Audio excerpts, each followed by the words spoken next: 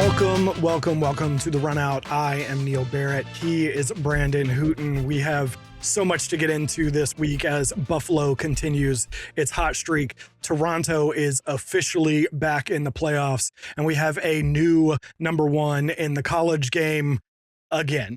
But before we get into all of that, Brandon, man, how was your week? Good. I dig that hat. Thank you. Brand new. I haven't seen that one. Is it brand new? Okay, that makes sense. It's like a golf material, kind of. Still trying to get the build to shape a little bit, but we'll get there eventually. But yeah, I walked away with 2 new hats this weekend, actually, at the game, which was funny. So, but other than that, Mammoth got a win. Denver lost again. Nuggets are on a hot streak. Abs first 50 wins. It's a good time around here. Just wait till you get the Hurricanes.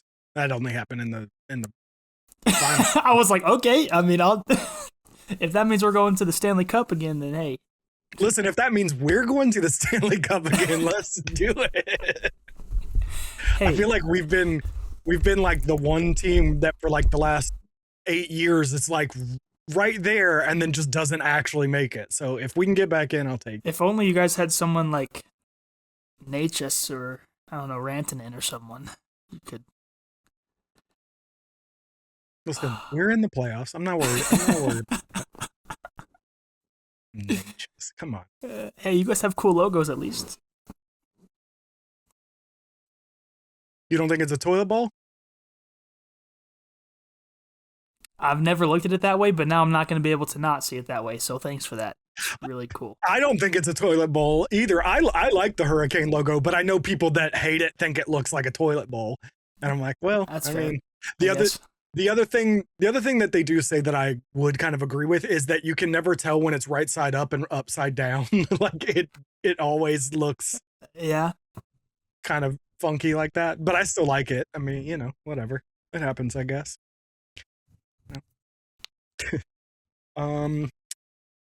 Not much going on here. That actually reminds me. I don't think I actually looked at the Manchester United score today.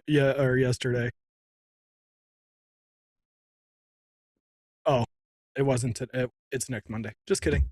So, yeah, that's right. International break. We talked about that last week. Yep. International break. They're not back. So, yeah, I just had to watch Duke lose to UVA. It's great. No big deal. Whatever. First time in 20 years. Who cares? You know why Santa doesn't wear blue and orange? Because if he did, he'd only come once every 20 years. That's why he doesn't. So congrats, UVA.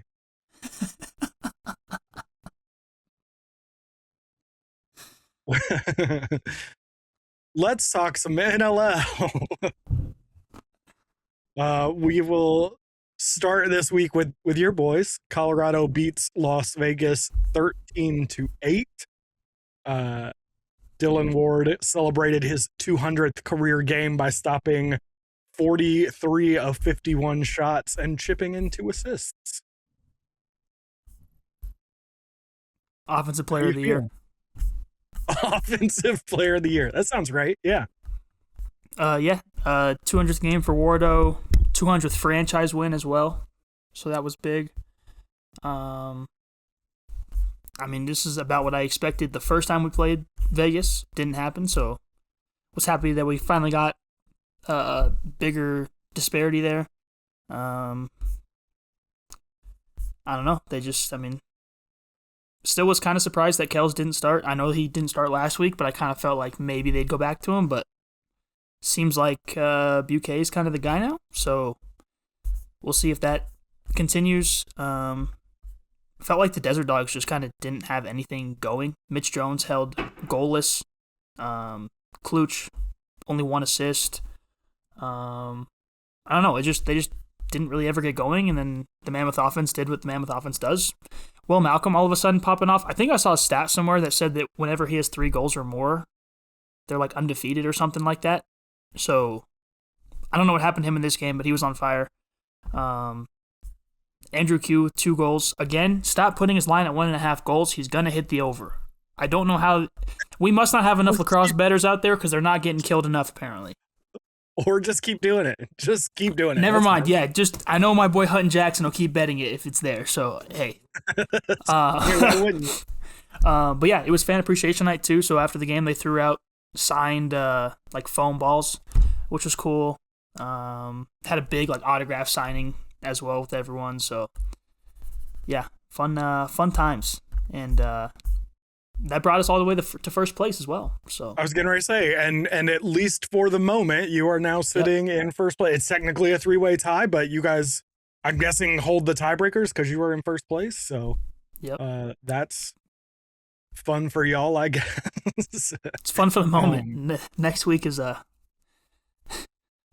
fairly big standings game, so we'll see how I feel after next week. Yep. So pretty good, but also, I mean, it's Vegas, like you said. This is kind of what you expected the last time, so it's again kind of what you expected this time. It just actually happened this time. So all you can do is beat the team in front of you, but at least you did it.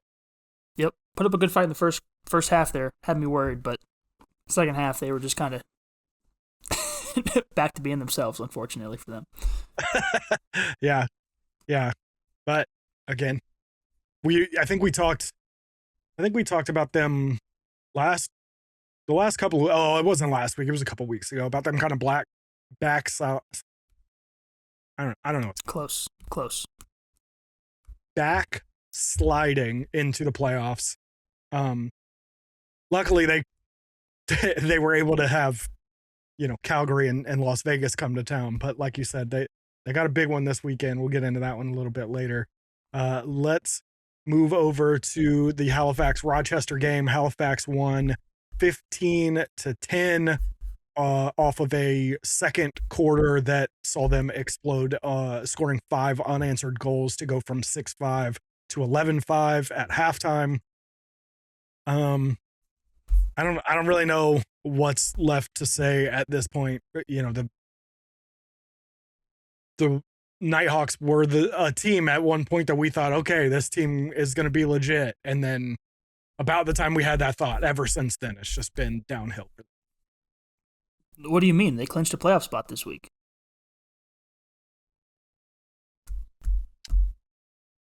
Few of them, actually. Just none of them were theirs.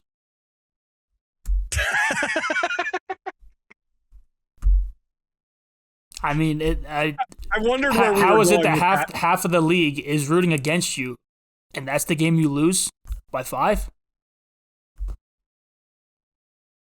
Backs against the wall. I guess we're through the wall at this point, because goodness gracious. There's no words for what this team has done this year. Halifax didn't have to score a goal in the second half. Yeah. It's just... They still would have won. I know we talked about it at the beginning of the season, or before the season. I don't remember when exactly, with Adam, and you guys were both very high on this team, and for a while it appeared to be justified, and then it's just part of that whole thing this season with the NLL where like nobody makes any sense. This team is significantly worse than the sum of its parts. Yeah, I don't get it. I don't understand. So I saw someone was talking about Zed Williams playing defense. I don't know if he actually played defense in this game or not, but kind of a fun thing they can do at the end of the year. 2 penalty minutes and no points, so yeah. I don't know if he actually played defense, but that looks like a defenseman's statistic. So yeah, I don't know. Jake Withers literally with the game of his life. I don't think I've ever seen a face-off man have 6 points, 2 goals, 4 assists, 12 loose balls. Like honestly, that might be performance of the season. I'm not gonna lie. Like, he also led the team in penalty minutes. That's fine. Take a couple. If you're putting in 2 goals, 2 for 2, you can take 2 penalties. That's fine. Yeah, it's like a Gordie Howe hat trick of a performance. Yeah. 2 blocks, 2 caused turnovers. Yeah. dude's going nuts, man. Like, Yeah. honestly, let's just put him on offense. If I'm Halifax, dude, at this point, you have nothing to lose. I mean, kind of you have a playoff spot to lose, but at the same time, you have nothing to lose.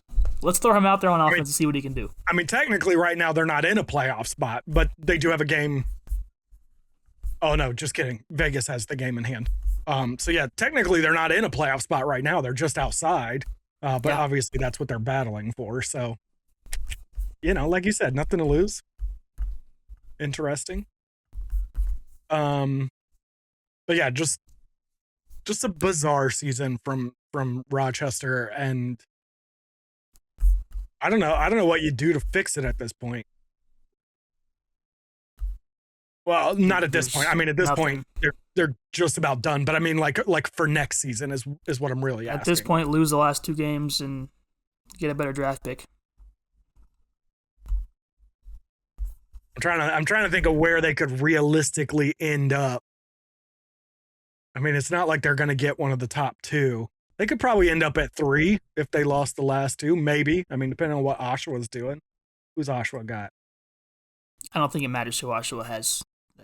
Oshawa's got Calgary. Again, who did they win this weekend? Yeah, they did. They did win this weekend, 10-9. And then they've got Calgary at home this time. And then they do finish with Buffalo, so you'd figure, okay, that's probably a loss, but they could beat Calgary.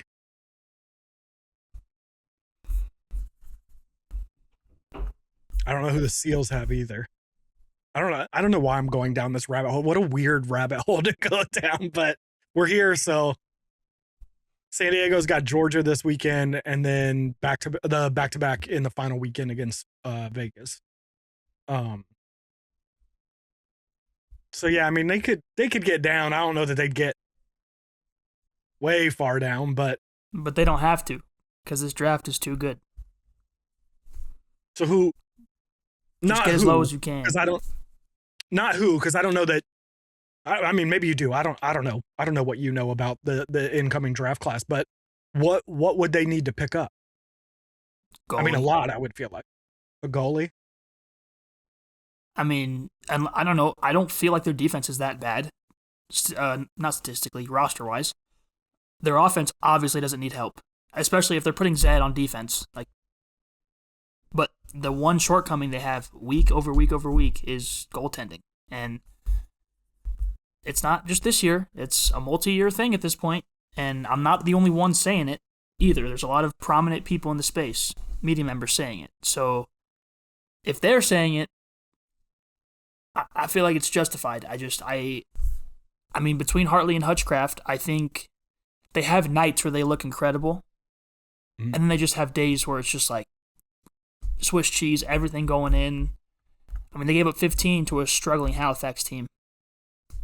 To me, that's obviously not going to help you next year if you draft a goalie, because you're going to have to develop them. But if you get one that you feel really good about and you can develop them, maybe you ride out the next couple years with Hutchcraft and Hartley, or until that draft pick is good enough. Also, outside of the draft, is Holochuk available? Can you go get him? Yeah. I just, to me, on the outside perspective, when I look at this team, that's what I see as like, you need that to be better. Like, again, remember the first, 5 weeks when they were 4-1 or whatever it was, and they were putting up like 13 something goals a game, and they had, I mean, McConvey I think had like 9 points week 1 or something. Like, so they have the talent. It's just over time they just get outscored like crazy, and even as an offense, like, sure, you can say they only put up 10 in this game. That's fine. Maybe the offense should be better. At the same time, when the opposing faceoff man is winning faceoffs to himself and going and scoring goals and piecing up your defense, you're not really going to score very many goals yourself. So maybe faceoffs. I know the faceoff matter thing goes up and down with me, where sometimes I feel like it really does matter, sometimes I feel like it doesn't, but the dude had 6 points. Like, faceoffs don't matter. Eliminate them. Let's just do a jump ball. We'll just throw it up and just loose ball scrum it. I mean, we could do like a women's lacrosse like a draw. where you're standing. That and ball would get shot into the stands so fast. First face-off ever of doing that, and that thing is just... All right, let's move on to the third game of the weekend, a horrifically low-scoring, albeit somewhat entertaining game between Toronto and San Diego that saw Toronto win 7-5 and officially clinch their spot in the 2026 NLL playoffs. Yeah, I don't know. Owen Hiltz was good, I guess. They got the win. That's all that really matters. Nick Rose had made 38 saves. Only allowed 5. I wish I wish we had Brad's rundown. I should have pulled Brad's rundown up. For anyone who's not in the Lax Lifers Club, there's a Toronto Rock fan named Brad that gives us a weekly rundown, and it's thoroughly entertaining. Good stuff. I enjoy reading, but then I always end up brain dumping it before we come on the show. Like I just completely forget everything that was in it. I saw something about CJ Kirst winning Rookie of the Year. We don't really have much of a chance for anyone else, right? I'm not a voter, so I don't know. You get Michael Grace out there. So good for these conversations. Nolan Byrne. I don't know. I'm not a voter. Well, I know. I don't know how they're gonna vote. I mean, it's. If I was a voter, I'm taking a serious look at the guys down in Georgia. That's all I'm saying. I mean, CJ's got 21 more points than Nolan Byrne. Hell, Owen Hiltz has 15 more points than Nolan Byrne. All right, what about Michael Grace? You don't want to know where Michael Grace is. No. I'm talking about his defensive stats. Well, he's one of the only ones that's getting those. He's just shy of 1 point a game for a D guy. It's pretty good. 26 caused turnovers. But I also know that they're never gonna give it to him. Yeah, because this is positionist. They hate the non-offensive guys. Hey, Sam English has 9% face-off percentage. Did you know that? Doesn't shock me based on the games I've watched, but hey, it's probably going to go to CJ. I don't hate it. Yeah. I mean, I wish there was a way I could sort this list by just rookies, but I can't. Are you not on NLLstats.com? What are you doing? Honestly, I was trying to use the actual NLL.com. Which was way better than that. Yeah, that website is horrid. Oh my goodness. Whoever works for the NLL, look at me, hear me. Hire Graham Perot. Just take his website and reskin it. It's significantly better. And you can sort by rookie. Here we go. Only rookies. I see. Yep. Wow, Braden Serres is third in points for rookies? Yeah. Sheesh. Yeah. I have my pick. Yeah. Okay. CJ's got 20 more points than him, but okay. CJ played more games. All right. There's one more game. Hey, this was expected of CJ. It's not expected of Braden. Give it to Braden. I'm just saying. Braden's also, what would you say he is? Third, fourth option on that team? Because you got to feel. I would say borderline like fourth or fifth, honestly. Yeah. Honestly, though, in a way, that's kind of impressive that as like the fifth option on a team, he's got 46 points. He's 20 I was being serious. I didn't realize he was that high. Like, he has no chance of winning it, but like I didn't realize that. That's kind of crazy.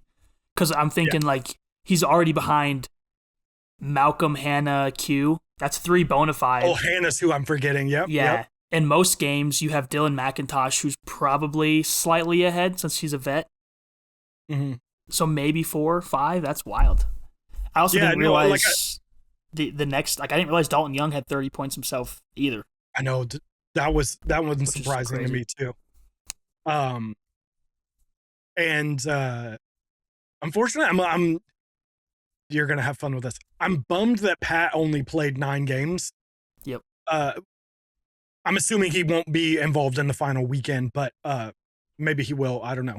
I don't know what his situation is, but I'm bummed that he only played 9 games because I think he had an outside chance of making this interesting if he played, the full season. But no, I'm with you on Braden Serres. That's really surprising, and in a lot of ways, it's even more interesting to me because CJ and Owen are probably 1 and maybe 2B if you throw in Mark Matthews in there somewhere on that offense. Like, it's pretty much just CJ and then, Owen Hiltz and Mark Matthews are probably right there behind him. So like, yeah, they get a lot more of the ball and do a lot more with it. Braden Serres being up there with them, being a 4th or 5th option on that team, I find very impressive. So yeah, Mark Matthews has 71 points. Yeah. And he's their leading. So I guess Mark Matthews is 1 then, is what we're saying. What? I mean, barely. Points wise, barely. Yeah. Also, I think there's a decent argument to say like, yeah, he leads in points, but it still feels like it's CJ's team. Yeah. What they do kind of revolves around CJ. Yeah. I do wonder though if Hiltz overtakes him in points, if he could potentially take the award from him. So if in the last 2 games he outscores CJ by 7 points and takes that lead, you're saying? Yeah, I mean, he has better shooting percentage. He has less loose balls. He does have more penalty minutes, but he has less turnovers. He has way less caused turnovers too, though. Yeah, I don't know. That might be CJ Locke already. Yeah, Hiltz would have to put up a astronomical point total to overtake the rest of those categories. He needs like one of those Jeff Teat like 11-point games. Yeah. No, I'm with you. Let's move over to maybe one of the more surprising results of the weekend. Not results, but how we got there. Where the Buffalo Bandits beat the Vancouver Warriors. My brain wanted to say Vancouver Roughnecks. The Vancouver Warriors 15-5. Buffalo officially clinches their spot in the NLL playoffs. And unfortunately for the rest of the league, it looks like Buffalo is, I mean, not that we didn't see this coming over the last few weeks, but I mean, this was a demolishing, and I got to think Buffalo's like the team nobody wants to play right. One of them, for sure. But I mean, teams have to figure out how to beat their defense because Matt Vince didn't see a whole lot of action in this one. No. At all. No, the fact that he only had to make 26 saves. 26 saves, yeah. I mean, he stopped the ones he needed to, but right. You got to get more shots on net. I just don't understand how that happens. But 36 is nothing. But especially once they went down, it was just kind of like Van just looked defeated. And then they started fighting and stuff, and like it was like, okay, you guys are pretty much just accepting defeat at this point because you're just racking up penalty minutes like no one's business. Like, I don't think this is indicative of who Vancouver is overall, but definitely an awful night to only put up 5, and then you obviously get blanked in the fourth quarter too, and it's a tough look. Going 0 for 5 power play is not good. Can I say my line? I guess.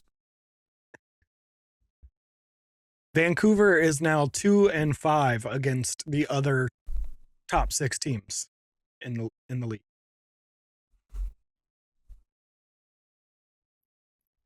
Their 2 wins are they beat Buffalo back in February before Buffalo became the Buffalo they are now. And they beat the Georgia Swarm 2 weeks ago. Pretty handedly, 14-7. But those are their 2 wins against the top 5.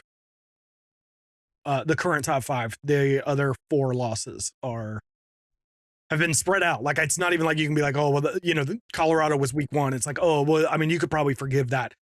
Hopefully this team is better than they were in week 1. But they lost to Buffalo this weekend. They lost to Toronto 3 weekends ago. 4 weekends before that, they lost to the Rush. Oh, that was the Seals. They're not a top 5 team. But I genuinely wonder how good they are, because a large majority of these wins, they've got 11 wins, so 9 of these 10 wins are against the bottom 8 teams.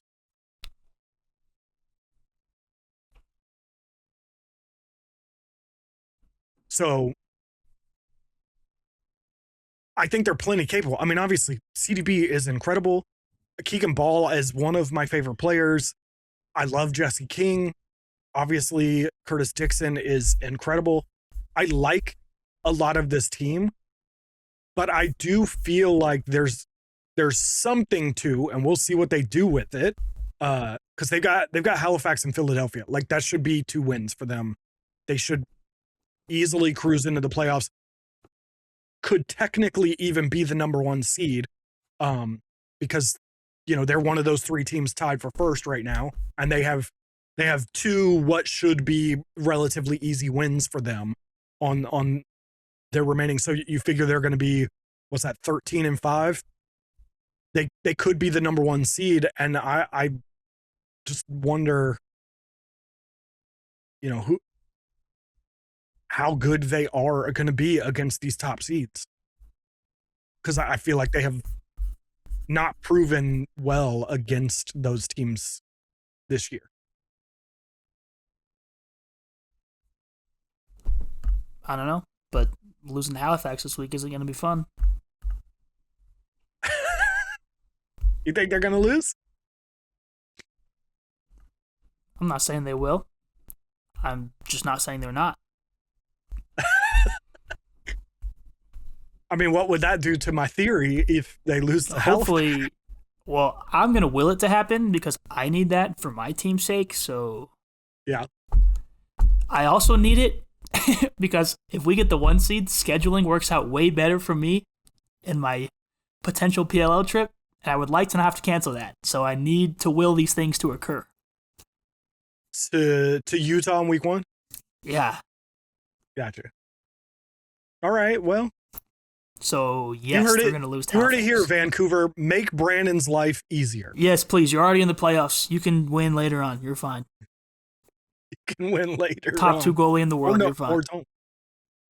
Well, there is that,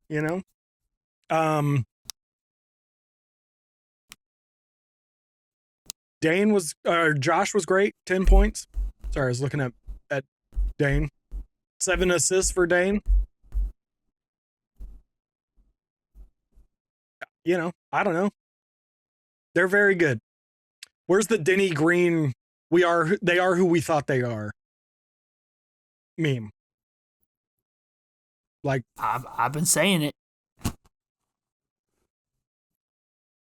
Unfortunately, you know what? There's even it's an outside chance.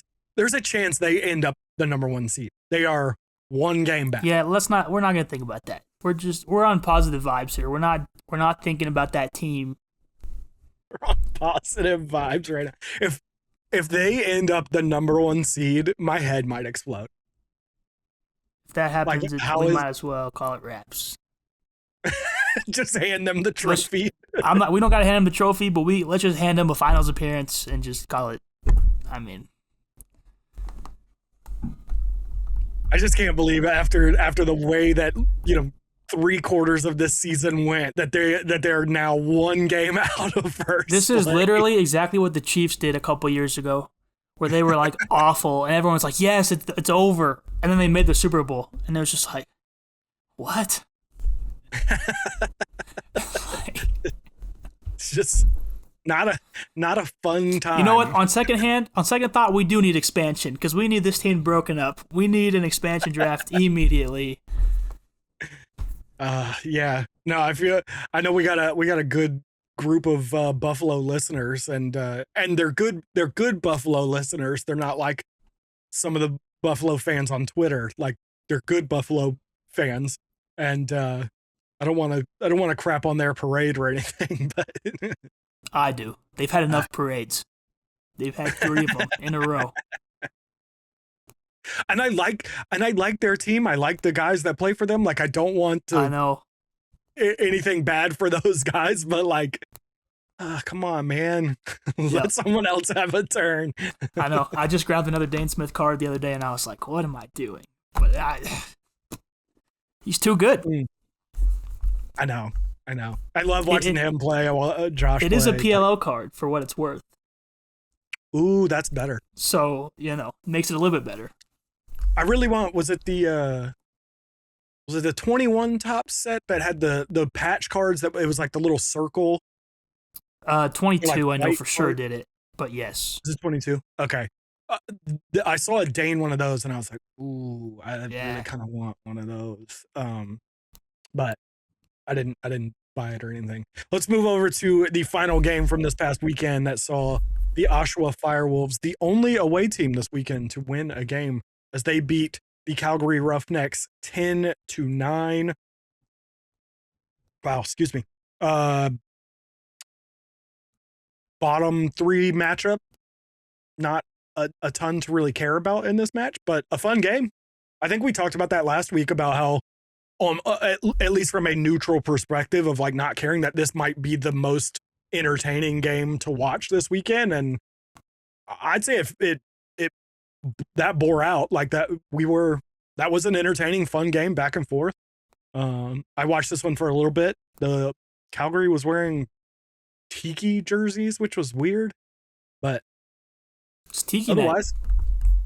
Yeah, it was Tiki night. That's right. It was weird because I didn't see any, like the Rush did that like artistic uniform the other day, and I saw the uniform release like all over social media. I didn't see anything about this. I turned this game on and I was like, what in the world is Calgary wearing? Because they wore them last year. So. Oh, okay. All right. I'm pretty sure it was the exact same ones. I could be off, but I know they had a Tiki night last year, so. It helped to think of that teal floor as ocean water. Okay, I didn't even think about that, but sure. You're not wrong. I was thinking more so like, can we please replace this floor? But yeah, that works too. Well, yeah, Ocean. I mean, please. But also, they also did the thing that most teams do. Like, it's not just them, but like they also did the thing where they wear their normal helmets. So it was like this black and red helmet, and then like a brown Tiki jersey, and then the teal floor. Like, it was a mess. It was a whole mess. But not what we're here to talk about. Whatever. We can talk about whatever we want. It's our show. We talk about whatever we want. Dougie Jamieson had 43 saves. Aiden Walsh had 40 saves.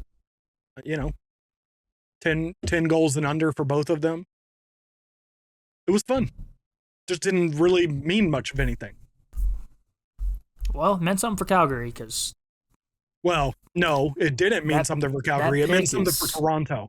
That's what I mean. But if I'm Calgary, I'm going to be petty and do everything I can to not let them have the number 1 pick. Also, Oshawa should have lost this game for their draft sake. They got. Oof. Assuming they still own theirs, but I got that all jumbled up last week, so I'm not even going to go there. But I don't think I feel like they traded. Oshawa that doesn't. I thought they traded back for like they got it back in another trade. I think what we looked at last week, and I have no idea if it's changed since then. I haven't heard anything, but I think what we looked at last week, Philly owns their pick, Toronto owns Calgary, and somebody owns Oshawa, but I can't remember who it was. I remembered who it was last week. Ottawa, but I swear they got that back though. Did they get one back from? I wish there was like an NLL page The for hard part is draft that like there is in the PLL site. they, as we were told after we recorded, Storm It Up does not have everything updated, so that's why I'm not totally sure this is fully accurate. But I swear they got.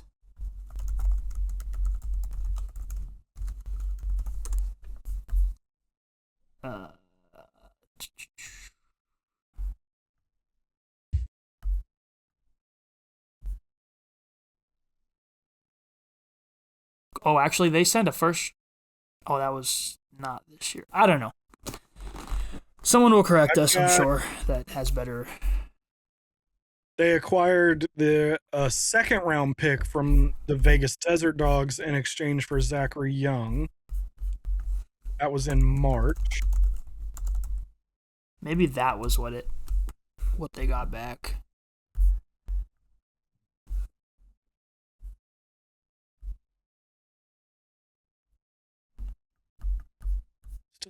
Yeah, actually, that's all I'm seeing at the deadline, at least, is they got that second. Maybe that's what I was thinking of. Yeah, they traded for Dawson Thied, but that was their first round pick in 28. Yeah, so then by that logic, yes, Ottawa should own Oshawa's pick. Yeah. So I guess this was just for vibes.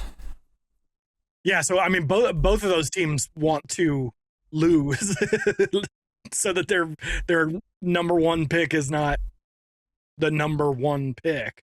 I guess I should say their first round pick is not the number one pick.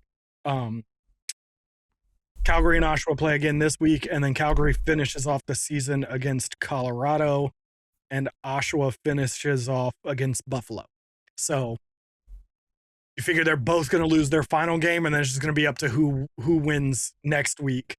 And then they're going to both hope that Philly, who plays the Desert Dogs and the Warriors, I feel like they're all three in the same boat. They all three have basically one guaranteed loss, which means they'll probably all three win them. And then one game where it's like, they could win it, but we'll see. So that's fun, I guess, to see coming down the line. But overall, nothing from that game really all that impactful yet, I guess we'll say. Looking ahead to next week, the Rock play the Black Bears.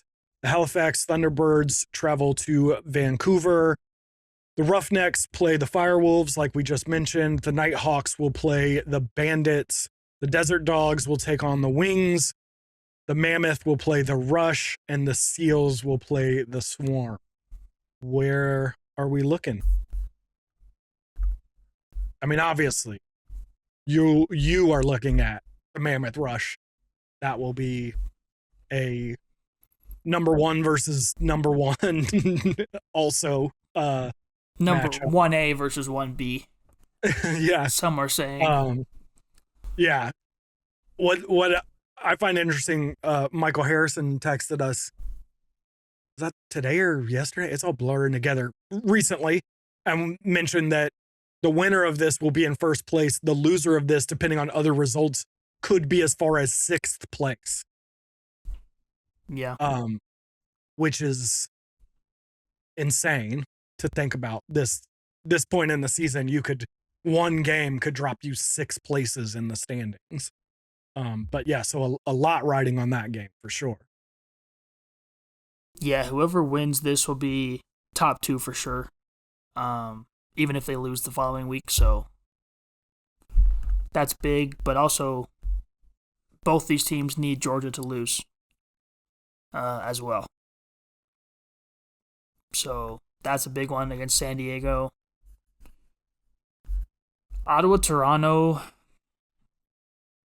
they'll all want Ottawa to win most likely as well, since Toronto is kind of right there too.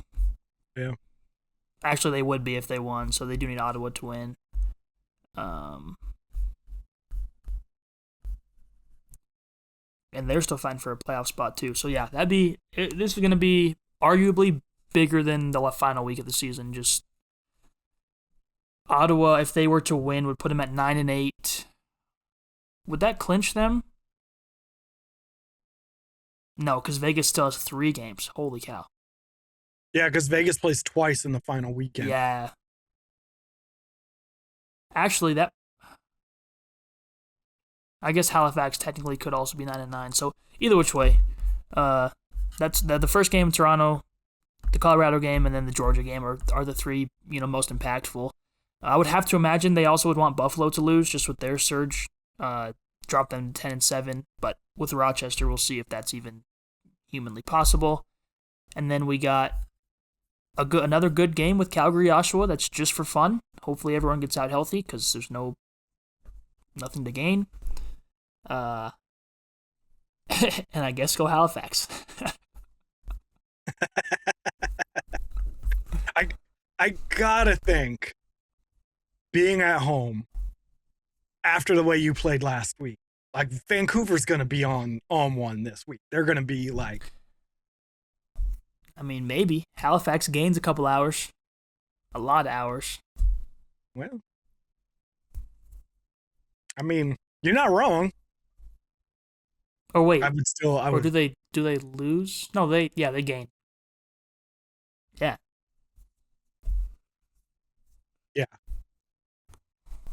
Yeah, because they'll land and it'll be 4 crazier hours. Things have happened. Yeah.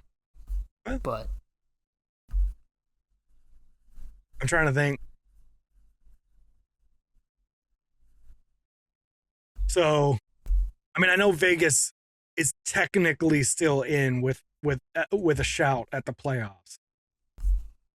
I mean, they're in the playoffs spot right now. So like it's an important game for them, but like I just find myself not being able to care about Vegas, Philadelphia. No, I don't. It's also in Philly, and I don't like watching games on their floor. Oh, that's right. It's the final game in Philadelphia, actually. Forgot about that. It's the final game. Well, we assume.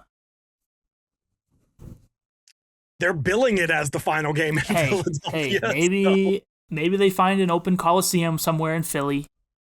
Yeah, but I mean that literally. Like, didn't they put out a thing? Didn't they? And it was like, come see the final game in Philly. I don't know if Philly put it out, but someone else put one out that was talking about. I thought it was get everyone there. I thought it was like the Wings GM or something that put it out. They did put out something today that says one last Wings home game. Yeah, that's what I saw. Although I don't see it on the Wings page. Where is someone else quote tweeted something though and was like, it was like an alumni and he was like, we're all gonna be there, everyone come and hang out or whatever.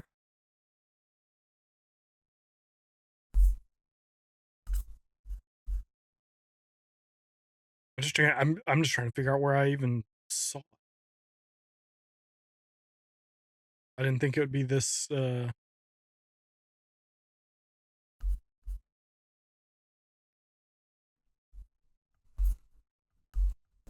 Either which way, I hope if you're there, you have a fun time. Hopefully they can win for you and mess up the last couple playoff spots even more. Well, on that note, let's move over to the NCAA games from this past weekend. Actually, I changed my mind. Let's just wrap up the show. How about we do that? Yeah, there's definitely not a team involving Blue Devils that needs to be discussed or Cavaliers or something like that at all. I don't know what you're talking about. I didn't see that. Yeah. Fine. We'll talk about it, I guess. Hey, you want to talk about it. We saw the tweets. What tweets? / Discord comments. I'm pretty sure the only comment I made about this game in our Discord was the meme of me drinking bleach. Hey, they could and probably should have won, Oh, you're right. I did say that. You're right. I did say that. I didn't even read that full thing because I've heard that spiel before. I just was like, oh, here he goes. And Dre was going because of the Cavaliers. And all right. First of all, let's set the scene for anyone who wasn't watching. Virginia beats Duke 14-10. Their first win in the regular season since 2004. What were you doing in 2004, Brandon? I was hanging out, not working. How old were you in 2004? Depending on the month. It would have been like April, May. I would have almost been 3. Maybe just turned 3. Jesus, 3.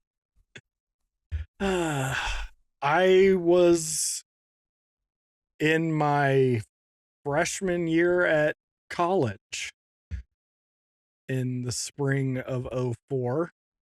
Was the last time that UVA beat Duke.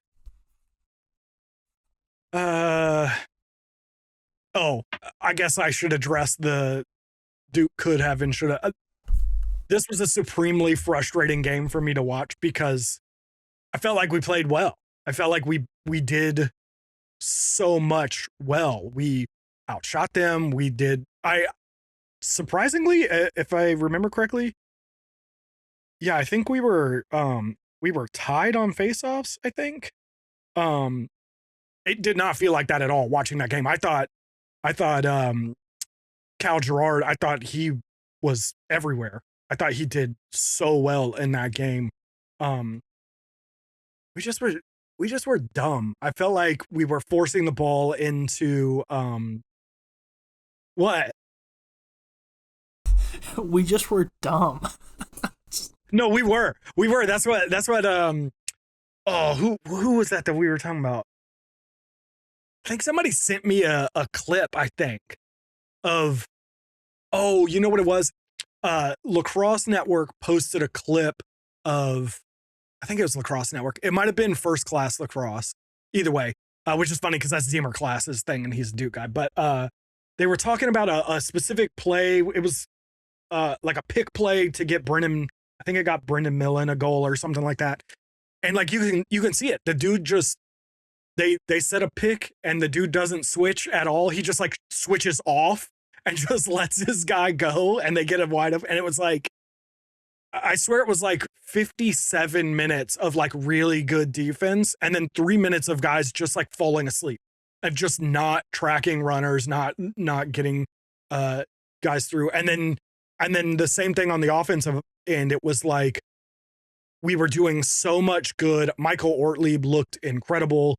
I thought Kyle Colsey was really good, but we just kept trying to like force the ball into Max Sloat and Ben Johnston, who are two great players for us. And there's an element of like getting them the ball and letting them shoot to get hot. That's a principle of John Danowski's, is like shoot to get hot, shoot to stay hot. But there were times when it was just like very unwarranted, putting it just clearly trying to force the ball into them. And I kept thinking, this was what we wanted when you had Brennan O'Neill and Michael Sowers on the roster. We wanted you to be like, hey, go give them the ball and let them go. And you just wanted them to be a cog in the machine. And now we have like the most cog in the machine offense I can remember in my Duke fandom. And we're still trying to force it to guys. So like I said, I felt like we could have won and maybe even should have won. But I can't say anything about the way Virginia played. They took advantage of every single opportunity. Jake Merrick was incredible, especially early. I felt like we had a couple of opportunities early to get points on the board and start getting things rolling. And he made some incredible saves. And then, I don't want to say Patrick Jamieson was bad, because I think a lot of the saves, there wasn't a whole lot he could do about that. So many of the saves were guys within 5 yards wide open. But 33% is not good enough for him. So, that being said, people want to say that John Danowski should be fired now, which is interesting. Those were Duke fans too saying that. So anyway,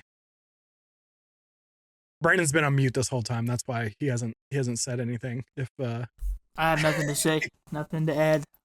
Nothing to add.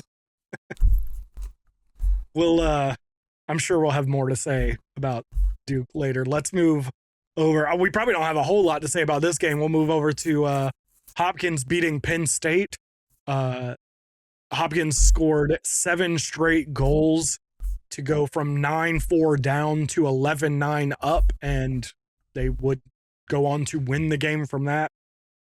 I don't know that anybody really had this predicted. The Big Ten is a complete mess right now. Penn State looked like the surefire team to win it all. They lost. Maryland won. We'll get into that one a little bit later, but I have no idea who's any good in the Big Ten. Just a bunch of mid. I mean, that's kind of what it feels like. Teams that are capable, teams that can pop you in the mouth when they're on, they just aren't on often. So, Penn State people are talking about as like a dark horse for the Final Four, and I don't see how they're going to be consistent enough to do it. Like they have to be consistent for 3 games in a row. Like I just don't see how they're going to. Any of those teams have to. That's the problem. Right. And but there's not a single one in there that I feel can win even 2 in a row, let alone enough to make the Final Four. Yeah. So it's tough, but hats off to Hopkins, I guess. I don't, that's a good feather in their cap, but what's it going to amount to over the course of this season, So moving on to what was the biggest game of the weekend, at least rankings wise, where I guess it wasn't a 1 versus 2 anymore, was it? Because Richmond was number 1. I forget where it was. 1v4, I want to say. 4, yeah, that sounds right. I was still back on 1 versus 2, but yeah, they weren't number 1 anymore because Notre Dame lost last week. So Notre Dame beat Richmond 12-8. Notre Dame jumped out to a massive 8-0 lead at the end of the first quarter, effectively deciding the game in the first 15 minutes. They could have not scored another goal, and this game would have just gone into overtime. That's ridiculous.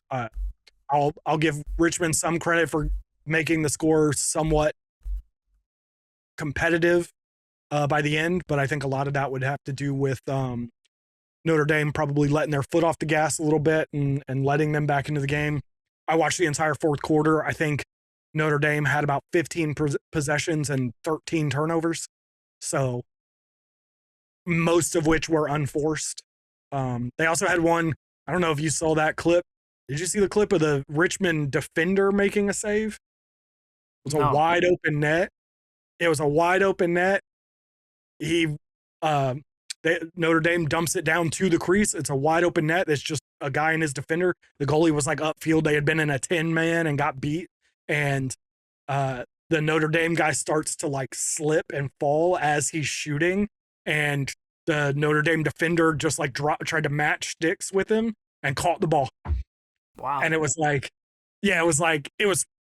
crazy impressive. First of all, got to give him credit for that. But also too, it felt like that's just how that quarter was going for Notre Dame. They had plenty of opportunities where they could have built out this lead and made it, not even remotely close. And they just couldn't follow through on any of them. It was such a weird thing, but I'll ask you the question I've been asking you all season. How good is Richmond? Still pretty good. But how good is that? Top 5. Okay. I think they got caught in the first quarter. I don't think it happens again. I don't think Notre Dame is that good of a team. See, that's part of my problem. I think they took their foot off the gas is only acceptable for like a short period of time. That doesn't include 3 quarters. How do you score 8 goals in the first and then score 4 over the remaining 3? Because you don't need to? I don't know. No, because you're not that good. But I would agree with you that I don't think that they're that good. But what's that say about Richmond then? But who's better than Notre Dame? Carolina, Syracuse, Princeton. I mean, UVA might be wanting to say that. No, definitely not UVA. I'll give you the others. I'm not giving you UVA. They just dog walked Notre Dame last week. I don't care. They're not that good of a team. See, here's my thing. Cause hold on, I gotta pull it up because I wasn't prepared for this. Notre Dame's wins: Marquette, Bellarmine, Georgetown, Maryland, Ohio State, Michigan, and Richmond. How many of those teams are top 10 teams? I don't know right now. I think Richmond for sure is. Georgetown's creeping up. If we're saying UVA is creeping up. What is Georgetown doing that's creeping them up? They beat Denver and Providence. Hey, according to the way these rankings go, all you have to do is win games and you can be ranked high. So I will tell you right now, as of the new rankings, the only two of those teams that are top 10 are Maryland and UVA. Maryland is 8 and UVA is 9. And should Maryland be top 10? UVA. Should Maryland be top 10? That is a very good question. I would probably say no. I mean, they have the same record as Georgetown.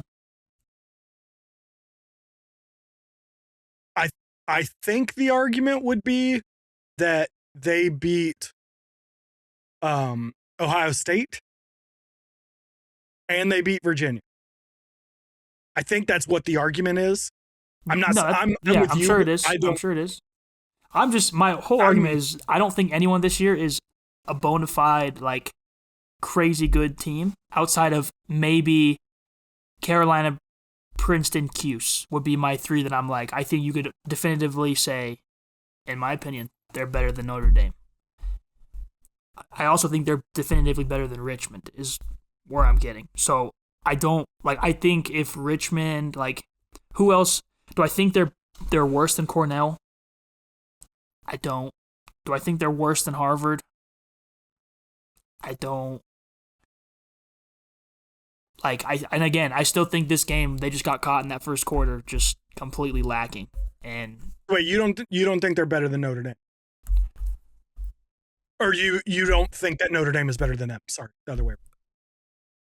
I mean, yeah, I would. You could rank them that way if you want to put Notre Dame 5 in that situation, or what would that be 4? UNC, Princeton, Cuse, Notre Dame, Richmond. I'd be fine with that ranking. I'm just saying I don't think that they're so much better than that. Like because they won by 4, that now Richmond's like a bad team. I'm not super worried about rankings because I don't even think they really matter that much. And at some level, like somebody has to be number one. You know, like, yeah. You know, even if I don't feel like there's a true number one team, somebody has to be number one. That's what these are. So like, you know, if it was me, Carolina might be my top team, but they'd probably start at like 3, you know, like nothing crazy. So I'm not super worried about ranking. I'm just thinking like, I think Notre Dame is better than Richmond.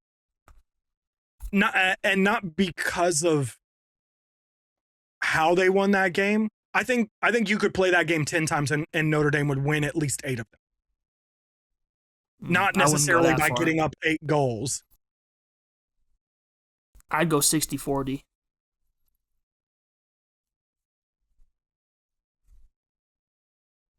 They did nothing for 3 quarters. They did literally nothing for 3 quarters. Yeah, but they didn't have to. Again, that doesn't matter though. In a sport where we're seeing teams get blown out 20-4, 17-4, 33-1, why would you not score? And it's not even just about this game. Notre Dame has done this a few times where they should be killing teams, and they just get out with the win. Yeah, I don't think Notre Dame is. Again, that's the other part of this equation for me is that I don't think that Notre Dame is as good as people think they are. I don't think that they can score as well as they need to. I think their defense is fairly good, but they can give up goals. Like you were saying, I don't think that there is any like really, really good teams. I think those three that we mentioned are kind of the upper echelon, but even they, like we talked about last week, can be beat fairly. I don't want to say easily, but like they've proven that they can lose to teams that they are better than. And I just don't know that Notre Dame. I really wish that Duke played Richmond this year. Because I think that could be a game that they could win. But excuse me. But I think Notre Dame won this game without having to get out of first gear is like part of my point. Should they have been better? Yes. Should they have put a few more points on the board to like really put this game away? Yes. But again, I go back to, I don't think that their offense is that good. As much as I love Josh Yago and several of the pieces that they have, I don't think that they play that good, that well. Good? I don't know. So again, somebody's got to be somewhere. And when I say, oh, they feel more like a low top 10 team to me, then you start looking at like, okay, well, who's in that low end of the top 10 and are they better than them? I don't know. I would say they're better than pretty much every one of the low top 10. Well, it's hard for me to argue that they're not better than Cornell when they beat Cornell. Now, that said, like Cuse, at least at the list I'm looking at, is 6th. I don't think they should be 6th, so that's... No. But, No, I mean, their losses are to number 1 Carolina and number 5 Harvard.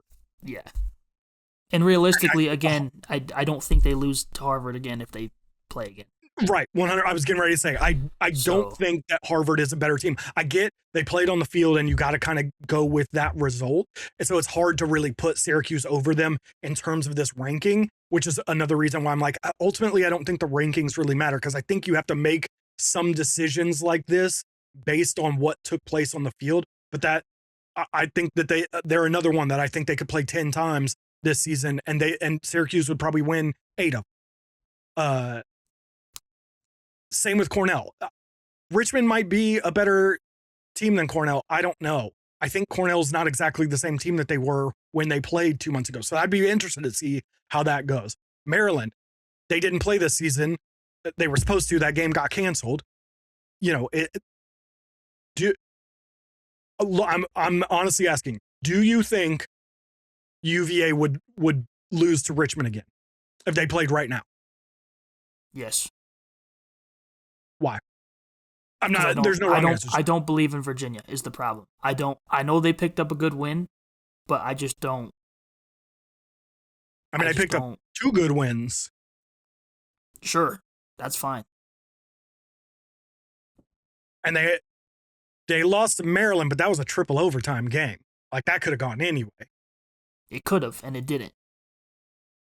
They lost to Maryland, respectfully. I mean, again, I don't think Maryland should be that high either. I just don't. And the thing is, Richmond, if they go on a slide and they end up looking bad, like, so be it. I'm not a Richmond fan. I don't really care. But I just don't. I think, here's what I will say. I think that Richmond they're a team that has to play more perfect lacrosse than other teams in the top 10. Meaning, if they're going to go on a run to the Final Four, they're going to have to play pretty much however many perfect games. I'm willing to say that. I just think they're a better team than certain people give them credit for. I also think they were potentially a little overrated as well because, again, look at their schedule. They didn't necessarily play the top of the top like some of these schools. But, like, versus let's just say Syracuse, I don't think they have to play a perfect game, 3-4 times in a row to make a deep run. They can kind of have bad quarters versus you look at even that top 10, I mean, Richmond, Cornell, Maryland, UVA, Johns Hopkins, I think all have to play like top of the top of their lacrosse to have a legitimate chance at a title, if that makes sense. Yeah, no, I'm with you. I get that.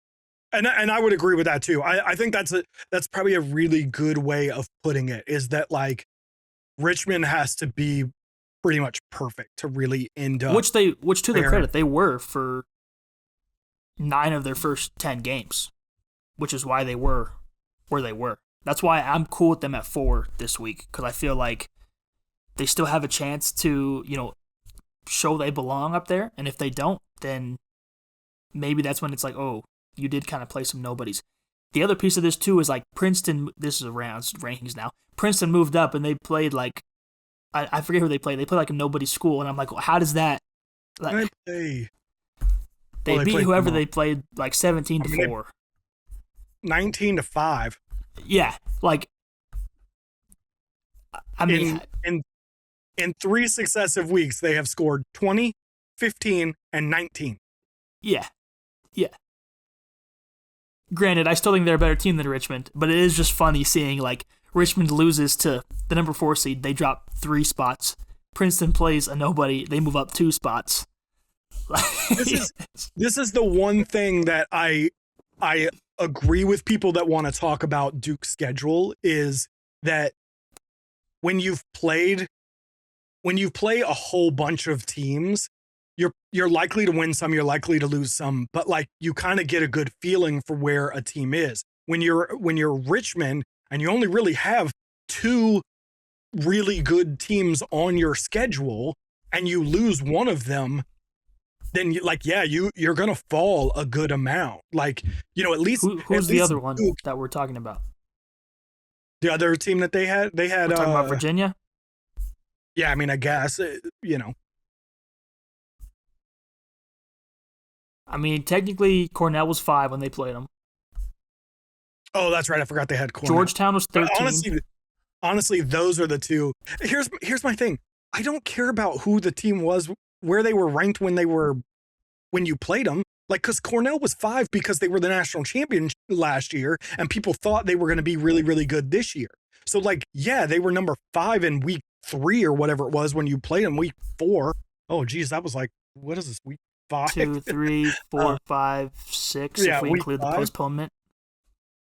Oh, that's right. Because of although Virginia and Mercer were the same weekend. So, but yeah, either way, right. You're looking a month into the season or whatever when they played. So like,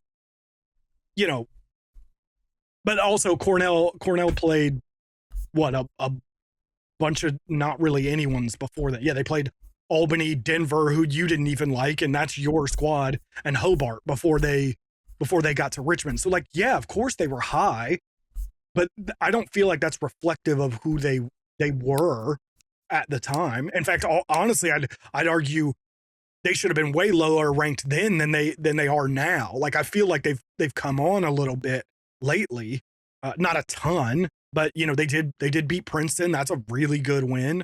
They lost to Yale, not a great win, or not a great loss, but like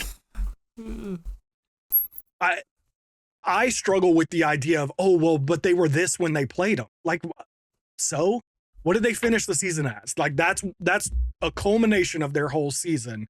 That means way more to me than I hate when I'm scrolling through a thing and it's like, yeah, we played them and they were number 5 when we played them, but anyway, now that we've talked about Richmond for an hour, let's talk about North Carolina beating Syracuse 14-9.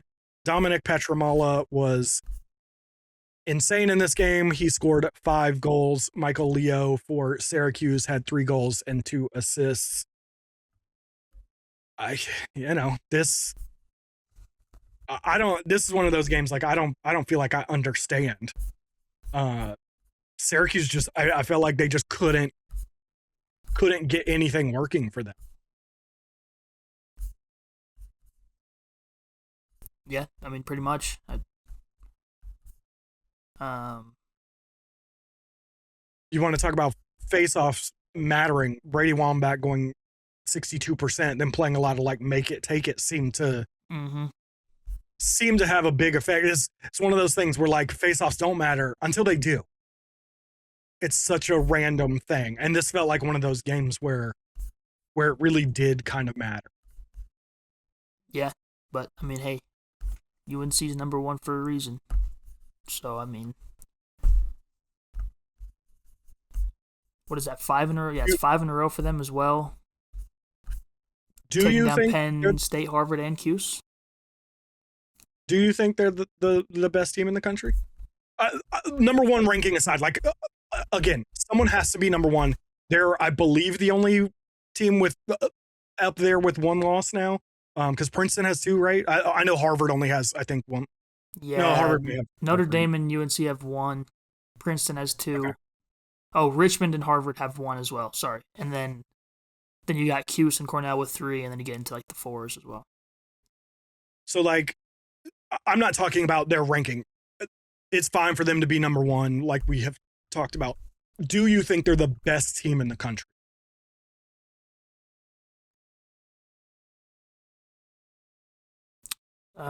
Sure. I don't know. I still just feel like Cuse is gonna turn it on. Like I'm not saying they didn't try in this game. I'm sure they did, and I'm sure it sucked to lose like that. But I feel like when you look at like if we were filling out a bracket and it was like just every team for themselves who's coming out, I still feel like Cuse should be at the top of that list.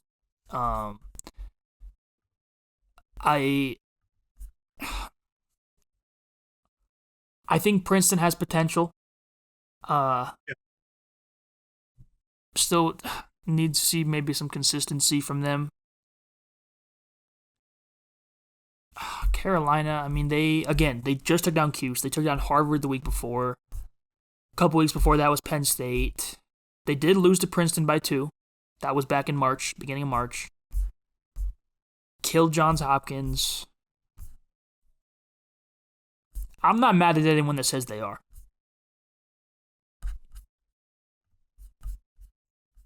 The Harvard win doesn't mean a whole lot to me. I know they're ranked high. They're another team that like their big win, their only real big win, right, is Cuse.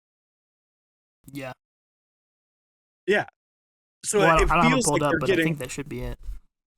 It's Providence, Colgate, Syracuse, Marquette, Michigan, Penn, Dartmouth, Boston. Then they lost to North Carolina, and then they beat Brown 12-10. And I'm like, there's just nothing here. Like Penn's a decent win. Yeah, that's kind of it. I will say though, they did destroy Harvard by 10. They then took care of business against the team Harvard beat. I would say handily by 5. I know some people don't think 5 is a huge number, but I mean, I think that's a comfortable win. Yeah. So I think that's where it's like, even if it doesn't mean as much as a Cuse win or something else, I still think that's a if you're gonna, again, like we said earlier, you have to beat who's in front of you, and if they're gonna be there, beat them by 10. Yeah. I mean, also am just blinded by the like. Again, when I watched Cuse in person, yes, it was a 1-goal game. Yes, they got undisciplined at the end of the game that honestly probably gave Denver some goals. But like most of that game, I was like in awe because I felt like they have an answer at every position across the board, to where it's like if we get to the tournament, I still feel like they're high up there. I don't really believe in Notre Dame. I just can't get myself to do it. Again, Princeton, yes and no. I go back and forth in my head of like, I'm just like have the rankings pulled up. So not Richmond, not Harvard, not Cornell, not and then you get down the list and like the next best is like Duke. I think maybe Ohio State. I'm a Duke fan, and I got nothing for. Honestly, I mean, it's so much mid that I think it's going to come down to matchups and who wins things. But like you're saying, I think it's North Carolina, Princeton, and Syracuse. They all feel like they have people at all the positions. They all have questions, but they have people that can win them games on the offense, on the defense. They've got goalies that can perform. They've got, pretty much across the board, they have people in all the positions that you'd want them to be in that have proven they can do it. Do they always? No. But I'm with you. Syracuse this year feels like a team that I'm going to expect them to do. They're the Buffalo Bandits for you. Yes. That I'm going to expect that they're going to do it until they prove otherwise to me. Princeton and North Carolina, I have questions like you're saying, consistency. I still want to know what happens when Petro and Duffy are off, when they just don't do well, because the game that I point to is this Army game. The number one team in the country, this 10-1 North Carolina team should not be in a 12-11 game against Army. Now, look, we talk about it all the time.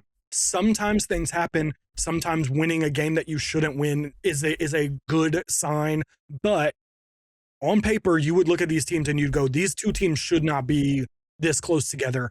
And that was a game where Petro had 3 points and Duffy had 3 points. And it was Caden Harshberger and Gary Merrill that like really kind of carried them in that victory. And that's a good sign. You got some other guys. What happens when these guys have 0-point games? Joey Spallina this weekend had a 0-point game. I think that's a big reason why Carolina won, is because they were able to get Joey Spallina out of the game. In fact, that's what Harvard did too. Harvard took Joey Spallina out of the game. And even before the game, they were talking about, like, this is our plan. We are going to remove Joey Spallina from this game. And so that's 2 of Syracuse's losses right there that involved Joey Spallina being completely removed from a game. And which, from that standpoint, does that then hurt Syracuse's potential being the best team in the country? Because if you take one guy away, I mean, they have shooters that, I mean, this game is a good example of, Luke Roa and others that are able to put the ball in the back of the net. But then it's like, man, if you take away Joey, are they the top? But the argument I would make in response to that is, you can make that argument for pretty much any team. Like you're saying with Petramala and Owen Duffy. If you take one of those guys out of the game, are they looking the best team in the country? Like, I take it back. Princeton and North Carolina were 0-point games. Harvard, that was their game plan, was to take him out. He finished that game with 3 points. So it was the other 2 games that he was a 0-pointer. And I agree with you. I think you can say that with just about everyone, is like, who's their main guy? And I mean, that's a fairly common tactic. It's not like Joey Spallina specific. Right. But it does feel like that Syracuse team, when Joey Spallina can be removed from a game, has some really big issues that they have to try and cover for. The Denver game, he had 2 points. Like, I think that's a big reason why that was such a close game. And taking him out. And so my question for Carolina is, and it's easier said than done, and there's 2 of them, that makes it harder as well. But like, when those 2 guys go quiet, if you can get them to go quiet, who else can step up? And again, that goes for Princeton too. You could say that about Nate Kabiri, Chad Palumbo. Like, do they have the guys that can step up? But yeah, I don't know. I feel like Carolina. Let's do this. How would you rank those 3? Rank those 3. Not necessarily, this guy should be ranked number 1. But if those are your 3 favorites, how are you putting them? Cuse, Carolina, Princeton. Okay. It's been a while since Princeton's played anyone of relevance, is the reason they're 3rd. They started off with Penn State, Maryland, Cuse, Carolina, Rutgers. Since then, they've played Yale, Cornell, Brown, Lehigh, Vermont. The joy of the Ivy League this year is that they're not really it's not really getting any tougher for them. Penn, Harvard, and Dartmouth. That should be 3 wins for them. Like, I think in a perfect world, I would flip Carolina and Princeton, but Carolina's played better teams recently and won. So from that standpoint, right at this very moment, by the time we get to the tournament, that could change depending on, well, a lot of things. But yeah, I think that's probably my order. If we're talking about just best teams, not ranking. Yeah. No, I'm not talking about rankings. Just who would be your favorites, I guess, to win it. And I mean, look at who Carolina has coming up down the line. Notre Dame, UVA, Duke. That answer could change very quickly. Yeah. I mean, I don't know about Notre Dame this week. We both just said that we didn't think that they were very good, but also if we're sitting here next week and Carolina lost 15-10, you're not going to be like, oh, what the heck? That didn't make any sense.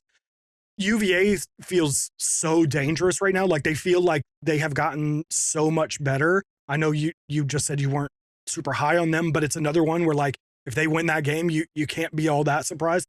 And then I certainly think that Carolina is a better team than Duke is right now, but that's such a rivalry game. Like, nothing surprises me when those two teams play. It's like I said about Duke Syracuse. Nothing surprises me when those two play. It doesn't matter who's up, who's down. You know, now that I've said it and I'm like, oh yeah, it'll be a close game. It's going to be like a 11-goal blowout or something. But I'm going to come back to that real quick. But one last game from this past weekend was Maryland beating Ohio State 8-7 in overtime. Senior defender Riley Reese, in only his second career start, scored the game-winning goal in transition 2 minutes and 40 seconds into overtime to secure that victory for Maryland. We talked about the Big Ten earlier. It just doesn't make any sense. I feel like Ohio State's defense is so good. I think they're keeping teams below 8 goals a game on average this season, and their offense is scoring like 7 goals a game on average this season. Like, they just can't win games. They can't score. Russell Melendez, the transfer from Johns Hopkins, went down in this game, tore an ACL. He is done for this season, and I believe for his career. I believe he was on his last year of eligibility. I guess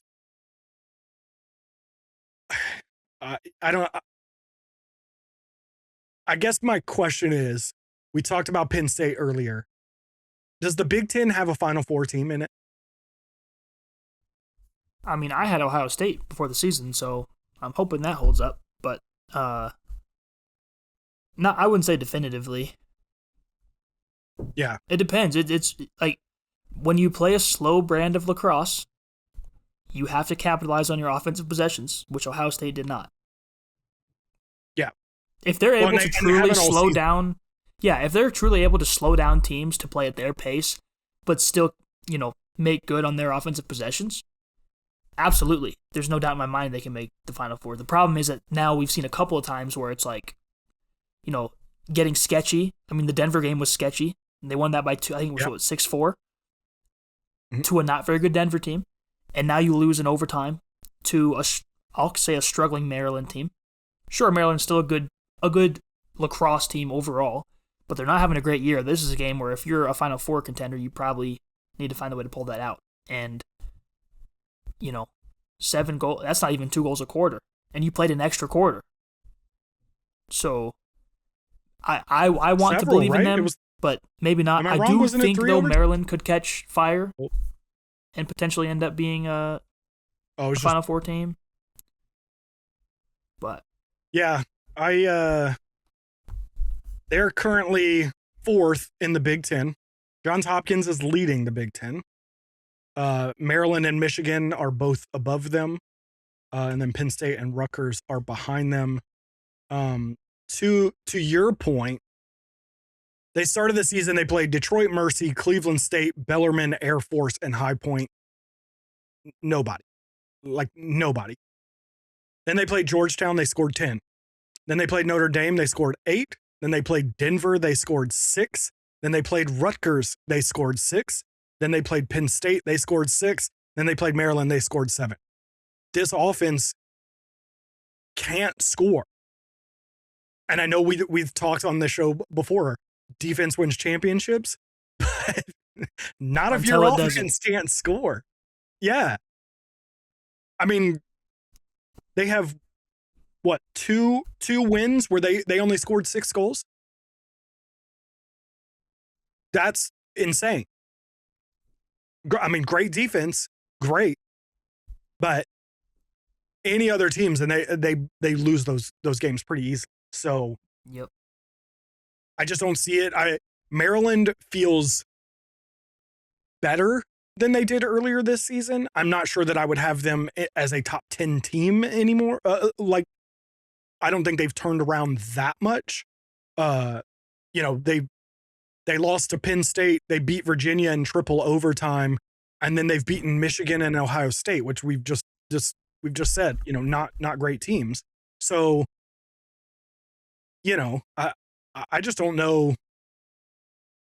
It feels like we're hanging our hat on the Big Ten and on Johns Hopkins, and I don't see anything from Johns Hopkins that makes me think they're going to win. So, let's look ahead to this weekend. Speaking of Hopkins, they take on Ohio State this weekend. Penn plays Princeton. We just talked about them. Duke takes on Cornell up on Long Island.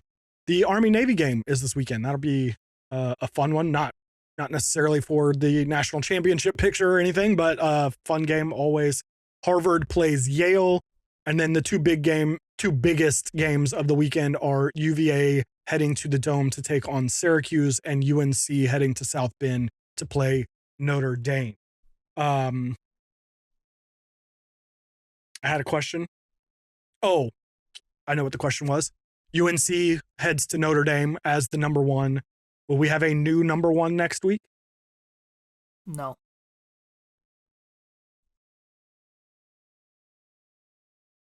All right. But no notes. I just don't. I don't think they're gonna win. Maybe they will, and then I'm gonna have to come back and be like, "Oh, they did it again." It's just funny to me because Notre Dame could win that game, and it wouldn't necessarily say that Carolina still isn't, up there, or that Notre Dame is, great. Like this whole season feels like just so up in the air. But it's going to be interesting. I think I agree with you. Carolina wins. But I also feel like I've seen Carolina lay some eggs a few times. So, we'll see. But it is interesting that this is, I guess Harvard was not in North Carolina. I was going to say this is their first game out of North Carolina, other than their loss to Princeton. But Harvard was neutral site in Maryland. So interesting game there. Thoughts on Duke Cornell?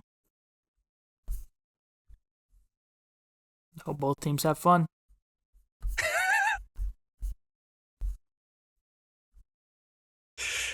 UVA Come Syracuse. back next week for your weekly episode of Can Either of These Teams Be Consistent week to week?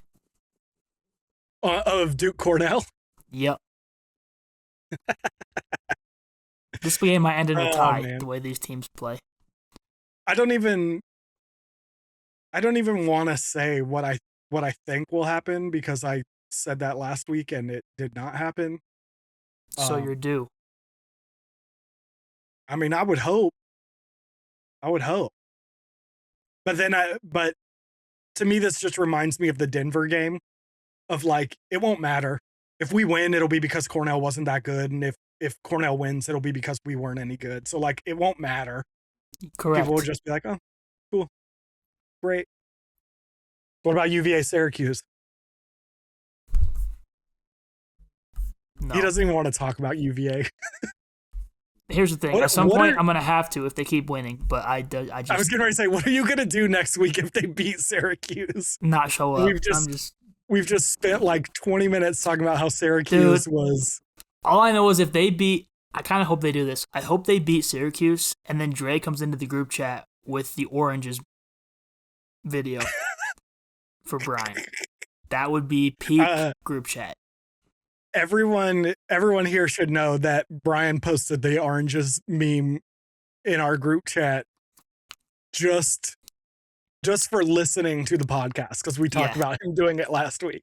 It wasn't even because they won. Literally, everyone listening to this should go on their phone like right now. Go to their little what's it called section?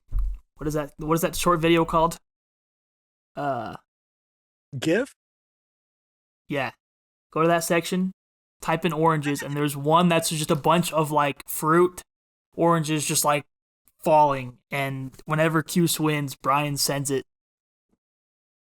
in the chat. Yeah, and just send it to him. It's both hilarious and infuriating at the same time. Yep. Which I'm sure is exactly why he does it. I'm sure he's laughing when he sends it. I'm sure. He's probably laughing, listening to us, knowing he's going to send it again. Yes. He's going to send it again before the game. And then, depending on whatever happens, one of those two is going to send it back again. This is a dual orange week. It's a good luck charm. And you know what's funny, too? And it's not a serious beef with Brian. We like Brian. Like, it's not a big deal. But what's funny is he sends it to us like we trash Syracuse. Like, you and I both we both think they're going to win a national championship. Like, I don't understand. There's no beef here. I don't get it. Hey, when your team is too good, it beats most teams, you know? You don't have many opportunities to do it to anyone else. That's true. Although, see, and here's the thing. Not a Syracuse fan, but like I can't even enjoy them beating Carolina because they didn't do it. Yeah. You know, you guys had it. You guys had an opportunity to make me proud. I don't know why I'm doing. I don't know. Let's hit some quick news and notes before we get out of here. It was announced yesterday, I can't remember exactly, that Graham Hossack is officially out for the 2026 PLL season. He is most likely playing MSL with the Six Nations Chiefs. I did find it really interesting, the wording around this. I'm not saying that Graham Hossack is ever coming back. I think it's almost entirely likely that we never see him on a PLL field again. But it is funny to see all the things that are saying, like, he won't be back this summer. He's staying closer to home this summer and everything. It's just like, why are we saying that? You know, he didn't come out and retire. Like, technically, he could come back. Although, we know what happened when Lyle said he was coming back. So, like I said, I'm not expecting to. I just thought it was interesting. That is obviously, though, going to be a huge miss for the Archers. Although, I'm sure you're pretty glad about that. Why would I be glad about that? My boy killed him last time we played. Who's your boy? Roll the clip of Brennan absolutely killing him with the face. Brennan your boy? Okay. I didn't know if you were, you know, get a Pat Cav shout or something. Oh, we can get Pat Cav shouts too. We can. Shout out Pat Cav. No, we can't. Nope. Yes, sir. Yes, Cutting sir. Shout out the boy. MVP finalist Pat Cav. MVP finalist Brennan O'Neill. Exactly. Lots of people already screaming doom to the NL or to the PLL because Graham Hossack's leaving. How do we feel about that? I think they're correct in how they feel. The least convincing answer I've ever heard. They are. I'm not getting in any beef with any of these people. All right, not that they listen to the show, not? but you know they'll find a way. I'm clipping it. I mean, the thing is, like, he's had a chance to leave any Canadian really for a while, so I'm kind of like, to me, it's just he had a kid, and you know, like, I think a lot of guys realize that, you know, missing time away from your family and kids, I'm not saying it's costly, but, you know, for lack of a better term, like, you're missing out on a lot of good moments. And in this case, I'm sure he wants to be there for his spouse and that sort of thing too. So it's just like everything we said about Josh Byrne and everything else. Like, yeah, it makes more sense, and he can make a bunch of money. And if he wants to come back, like, they're going to open a roster spot for him. It's not like they're going to be like, no, you can't come back. Like, so. Yeah.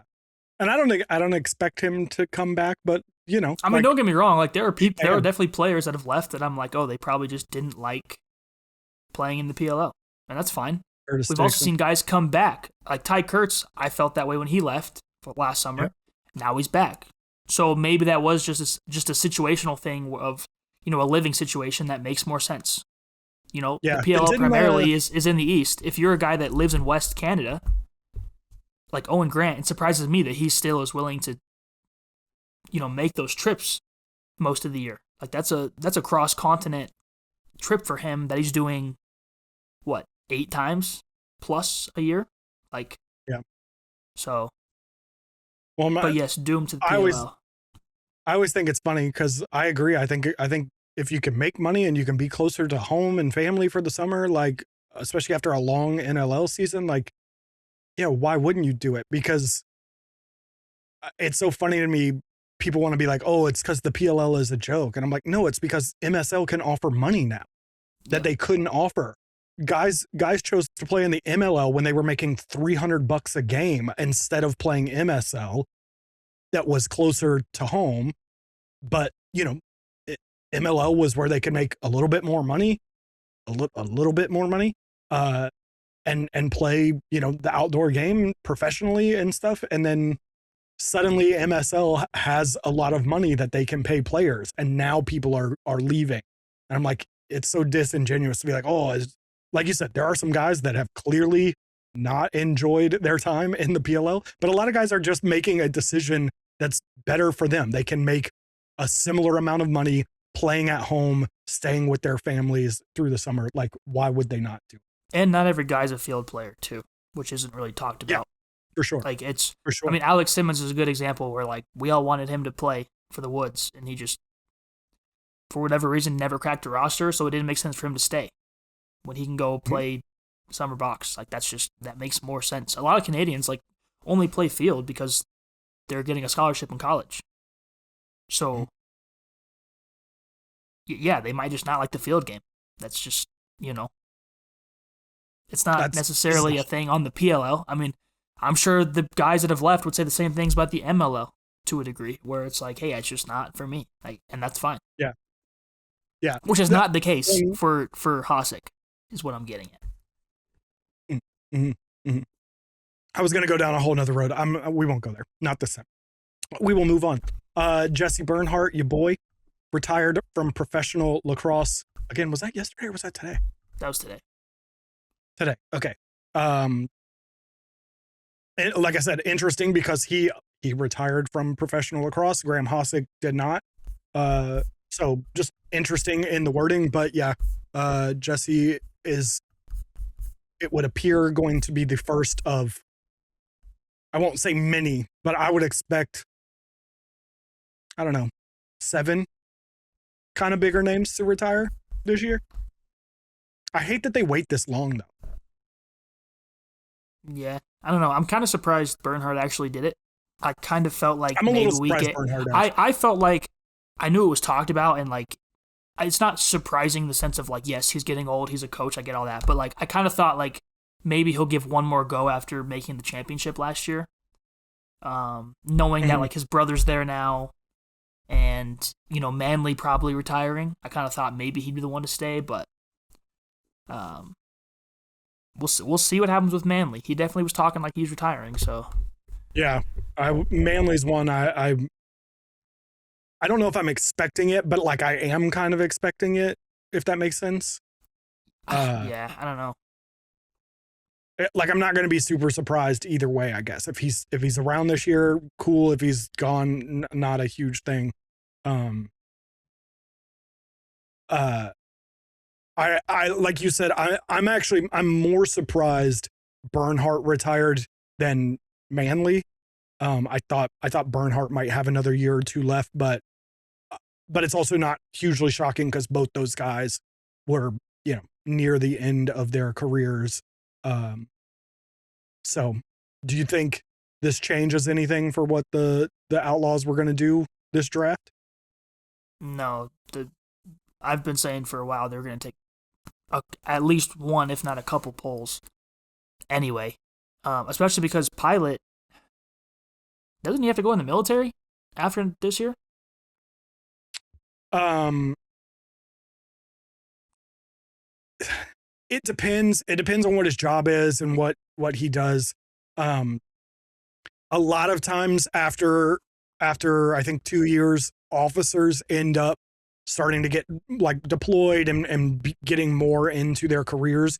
So I don't think it's necessarily a hard and fast rule, but it is something that usually happens after 2 years. Yeah. It just So, kind of I mean, depends.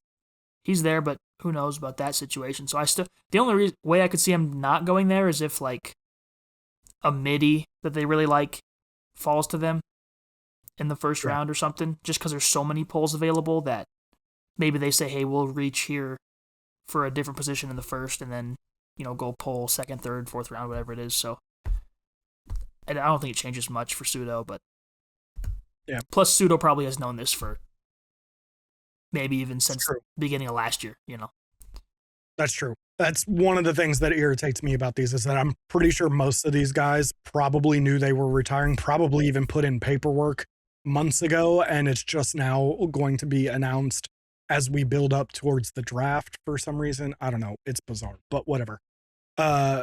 Moving on, 3 last little notes. Mike Adler and Malik Sparrow signed with the Water Dogs. I know you are... The GOAT. Do you want to explain? Explain what? Why you're so excited? Oh, because I went to high school with Malik Sparrow. That dude's a dog. When you say that, how big was your high school? Like, do you know each other, even if you're not like super friendly? Like, I mean, we had like 3,000 kids, but yeah, like we weren't like best friends by any means because he played lacrosse. I think he played football too. I played basketball, so like it was like athletes knew each other, but yeah. Like when him and I don't know if we ever had a class together either. Funny enough, now that I'm thinking about it, but I'm sure if you said my name to him, he might remember it. We did have a big school, but yeah, it was kind of one of those where like you knew everybody sort of, but like then you had like your individual like friend groups that you were like close with and whatnot. But yeah, he's a dog. I hope this one sticks. I know he was with the Woods there for training camp a couple years ago, but so. Yeah, the Mike Adler one, I know it makes sense because Tim Troutner is going to be out and Dylan Ward is likely going to be out. So they needed a backup goalie, especially early in the season. But it also just feels so weird that you have four goalies, 3 of which are starting caliber goalies in your goalie room now. Yeah, that would be weird. Wow, here we go. That would be weird. Now why? Now, why would they do that? Why would they do that? Dylan Ward to the Outlaws, ladies and gentlemen. That's why. I was getting ready to say, for anyone who doesn't know, Brandon is very high on the idea that Dylan Ward, I don't want to say will be, but should be traded. He will be. Pseudo's listening. He will be. He will be. Pseudo's listening to us weekly. Yes. He has notifications set on his phone. Yes, every time week 1, if you're an Outlaws fan, bring a sign to Utah that says trade for Dylan Ward and make sure he reads it. All right, we need that. Oh, geez. And then the last one is that Jack Fracyon signed with the Archers. I'm trying to remember who was their backup behind Brett Dobson. Washuda. Was it Washuda? I mean, that's the last one I can remember, so maybe it wasn't, but I was getting ready to say, gotta pull it up now.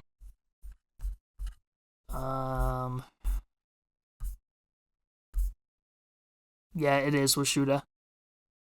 Okay, so Fracyon will likely be their backup while Brett Dobson is finishing out the rest of his NLL season at the beginning of the year. It's going to be so weird that so many of these guys are not going to get into training camps. That's like I understand why we're moving seasons and doing stuff, but that's going to be like the weirdest part is that guys are going to have, Brett Dobson's going to have like 6 practices with his team all year. It's going to be weird, but Before we get out of here, man, you got anything going on this week? Just the Denver game. That's about it. Can't wait to see your reaction when they're in sixth place next week. Who's in sixth place? I said when they will be. Who? You were talking about Denver Club though. I was thinking. Well, I'm talking about both. I'm talking about Denver and Denver Club has a game this weekend. I got both of those. And even if we lose, we won't be sixth this weekend. Because we hold tiebreakers over teams below us that even if they had 11 wins. Plus, we're going to win. And then we're going to be first again. Watch. All right. And if we lose, then I say, oh no, we lost to the best team in the league, according to everybody. Darn. You know that, you know what you did to Manchester United a couple weeks ago? Yeah, you don't got that power. I'm not worried. We'll see. If anything, I can just counteract whatever stupid spell you're going to try to put on them. So next week when Brandon isn't on, you guys will know why. Oh, I'm gonna be here.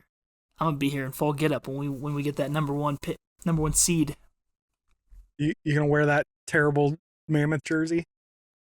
I don't own any terrible Mammoth jerseys. They're all beautiful. I think they're all terrible. Terribly great. Terribly great. Don't make me talk about ice fishing right now. We'll get you back out there. Funny? You know what's funny? As of like last Tuesday, I think it was supposed to be like 60 degrees all week, and it never was. It was like 42 was the high all week, and it was rainy, and it was cold, and it was miserable. And then yesterday, it was like 60 degrees and sunny, and we were like, all right, we're coming out of the winter. Everything's going to be great. Walked out this morning, snow on the ground. Nice. Yeah. Like, are you kidding me? Yeah. You better watch yourself, or ice fishing's in your future. So here's the deal. Next week, after the Mammoth lose, you wear your Mammoth jersey. And when Duke wins, I'll wear my Duke jersey. That's crazy because neither of those things are going to happen, but sure. They are both going to happen exactly like that. You better hope Cornell doesn't win. At least if my team loses, we're losing to a top team in the league. Cornell's what? What were they? I don't even remember. It doesn't matter. Rankings don't matter. You said rankings don't matter. I did not say rankings don't matter. Cornell, I think you said Cornell's a bottom 20 team. That's what I heard. I don't think that's what I said. Pretty sure that's what he said, ladies and gentlemen. So Cornell is 7th in the league. Don't worry, I'll look up the witness protection program for you for when Cornell is done. Listen, the only thing I need the witness protection from is every time I talk about Richmond. I'm still getting comments about Richmond. I'm getting comments about Richmond after they lost to Notre Dame. And people are like, they're a very good team. I never said they weren't. Yeah. Good times. It's good times. But we'll see. We'll see what happens. That is going to do it for us this week. If you want to keep the conversation going, the best place to do that is the Lax Lifers Club. That is our community, and at its core is a free Discord where you can talk all versions of lacrosse with other lifers who care about the game as much as you do. All of the details for how to join are linked in the show notes, or they are in the description if you are watching on YouTube. You can also find us on social media. Brandon is at Hoot Sports Media. I am Neil Barrett. Wherever you are listening, make sure you are subscribed. And if you have a second to rate or review the show, it genuinely helps us more than you probably realize.